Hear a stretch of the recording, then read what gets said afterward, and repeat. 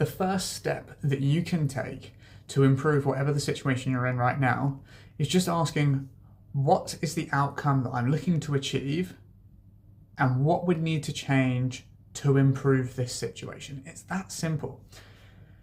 I interview so many sales guys, right, who are looking for a new role. And the most common excuse I hear for underperformance or a lack of results is an external reason. It's almost always, the lead quality was bad.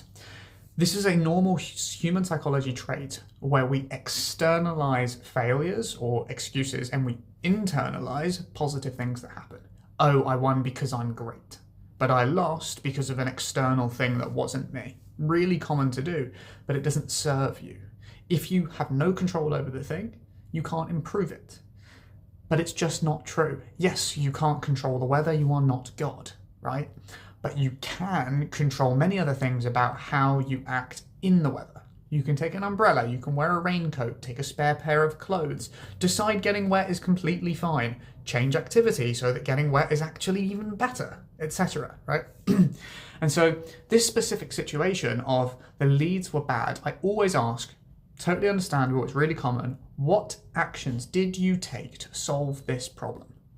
And no one ever has an answer as to where they actually tried to solve the problem. They just whinge and they say, oh, I'm not the offer owner. Oh, I don't run the ads. That's not the only thing you can do. There's a million things you can do to fix the leads that you've got or to increase your close rates by jumping on only the calls that are actually worthwhile.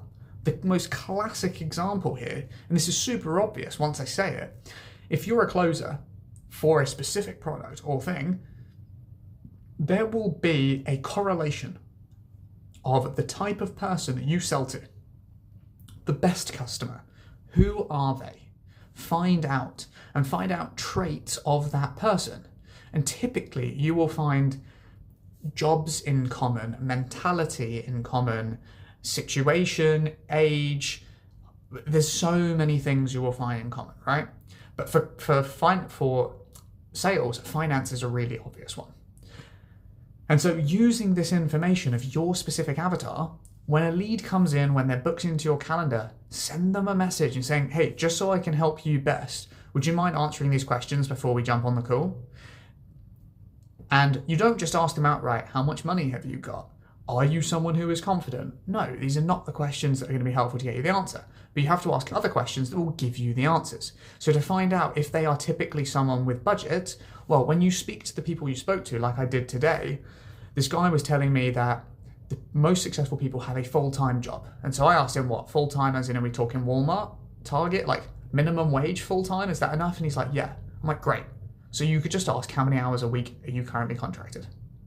If that's 40 hours a week, you know that they have the money. Done. Right? That easy. Or if it's something significantly higher investment, you might want to ask, what industry do you work in?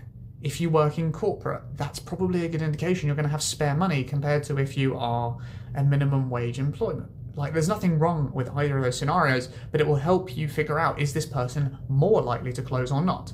Because if you have more people that you can look at, but not enough quality that you're speaking to, filter down so that you only speak to the people who are actually going to sell. And that's completely within your control.